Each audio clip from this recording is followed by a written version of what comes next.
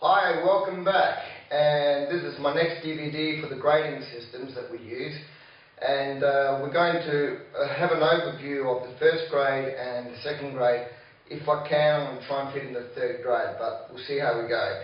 I'll present to you Stefano, and he's going to be helping me out with this video. He's been following me now for about 10 years, so he's a pretty good student. He's a part-timer, and so he knows a bit of English, and he'll be able to work with us.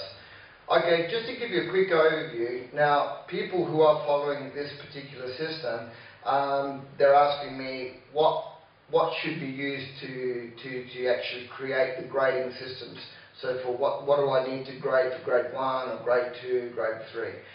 Essentially, when I give a training format with each video, I just need you to work everything that I tell you to do, and probably when you come to the actual exam itself, you're going to find that the requirements are less.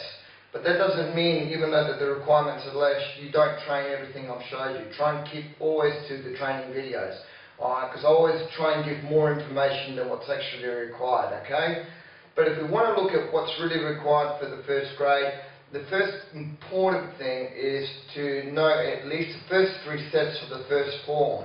So the Chun Tao, the opening, when we go into the first form, 1, 2, 3, 4, I'll just go through it very quickly, okay? Knowing, obviously doing it more slowly and correctly, alright? The Tan Sao and Wu Sao 3 times, okay? 1, 2, and 3, okay? Very important. Pak Sao, arm strike, out, and then again we do the same thing on the other side. Now that's the first 3 sets, so that's all that's required for the first grade, okay?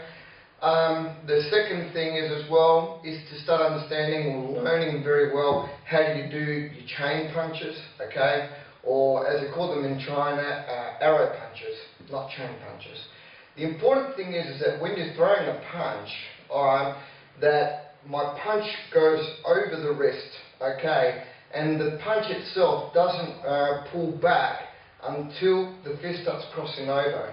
Alright, now that's very important in combat as well, because if I've got Stefano in front of me, right, and I'll just give you an example, and I'm throwing punches on his chest, right, what I don't want to do, if you watch carefully, is I don't want to pull back the punch and then throw another, because let's say I've thrown a punch on him, right, and he stopped me, right, and I pull back, you see he's going to come through, and I'm going to have to make space for another punch.